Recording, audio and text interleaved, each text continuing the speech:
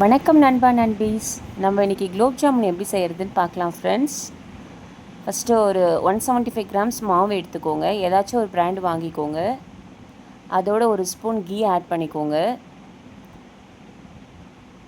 நான் பூசணி விதை எடுத்துருக்கேங்க ஆட் பண்ணேன். இது முழுசாக ஆட் பண்ண வேணாம், கொஞ்சம் மிக்சியில் போட்டு அடிச்சிக்கலாங்க. இந்த மாதிரி ஒன்றும் பாதியமாக அடிச்சுட்டு அதையும் இதோடு சேர்த்து நல்லா மிக்ஸ் பண்ணுங்கள். மாவில் கட்டி கட்டியாக எதுவும் இருக்கக்கூடாது. மிக்ஸ் பண்ணிவிட்டு கொஞ்சம் தண்ணியை ஆட் பண்ணி நல்லா மிக்ஸ் பண்ணுங்கள். சாஃப்டாக மிக்ஸ் பண்ணணுங்க. நம்ம சப்பாத்தி மாவு பிசைகிற மாதிரி கொஞ்சம் ஹார்டாக பண்ணாமல் கொஞ்சம் சாஃப்டாக ஃபிங்கர்ஸ் மட்டும் வச்சு சாஃப்டாக பண்ணுங்கள். ஃபுல்லாக உள்ளங்கையிலேருந்து ப்ரெஷர் கொடுக்க வேண்டாம். சாஃப்டாக பண்ணுங்க. இந்த மாதிரி சாஃப்டாக இருக்கணுங்க மாவு. தெரியுதுங்களா? பூசணி விதை போட்டிருக்கேன், அது க்ரீனாக இருக்கிறதுலாம் உங்களுக்கு நல்லா தெரியும். அவ்வளோதாங்க. இப்போ இன்னொரு பாத்திரத்தில் 2 கப்பு தண்ணி ஆட் பண்ணிக்கலாங்க. இது நம்ம சர்க்கரை பாகு ரெடி பண்ணுறதுக்காக, சுகர் சிரப்புக்காக பண்ணுறோம். 2 கப்பு எதில் எடுத்தோமோ அதே கப்பில் 2 கப்பு சர்க்கரை எடுத்துக்கலாங்க.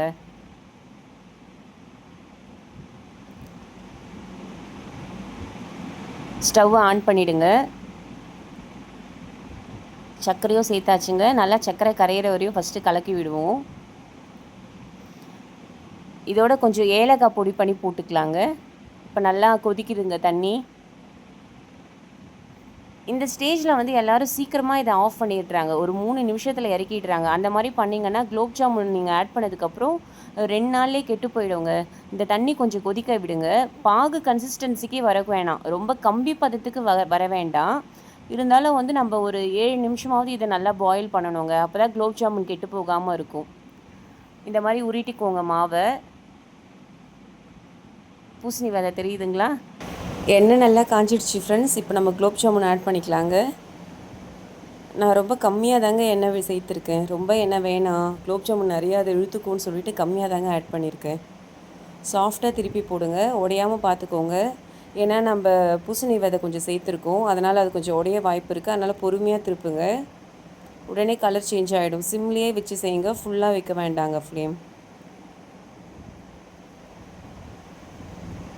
ஸ்லோவாகவே திருப்பி விடுங்க. ரொம்ப நாள் ஆச்சுங்க குலோப் ஜாமுன் செஞ்சு, ஒரு 10 வருஷம் ஆகுது. அதுக்கப்புறம் இப்போ தான் செய்கிறேனே. என் பொண்ணு கொஞ்சம் எடுத்துகிட்டு போயிட்டான் மாவை விளையாடுறதுக்காக. பாருங்கள், இன்னொரு வாட்டி போட்டிருக்கேன். ஸ்லோவாக திருப்பி விட்டு போங்க. கலர் மாறிடுச்சு. நல்லா ப்ரௌனாக ஆகணுங்க, கருகிடக்கூடாது. கொஞ்சம் ப்ரௌனாக ஆகணும். அந்த ஸ்டேஜில் நம்ம இறக்கிடலாங்க. பாருங்கள், இந்த மாதிரி ஒரு ப்ரௌன் கலர் வரணும். இப்படி வர சொல்ல நம்ம ஆஃப் பண்ணி எடுத்து சுகர் சிரப்பில் ஆட் பண்ணிடணுங்க. அவ்வளோதாங்க. ஒன்று சுகர் சிரப்பு வந்து சூடு ஆறி இருக்கணும், இல்லைனா குலோப் ஜாமுன் சூடு ஆறி இருக்கணுங்க. அந்த ஸ்டேஜில் ஆட் பண்ணுங்கள் ஃப்ரெண்ட்ஸ். ஓகேங்களா? பூசணி விதை நல்லா தெரியுதுங்க. இந்த வீடியோ உங்களுக்கு பிடிச்சிருந்தா சேனலை சப்ஸ்கிரைப் பண்ணுங்கள் மறக்காமல்.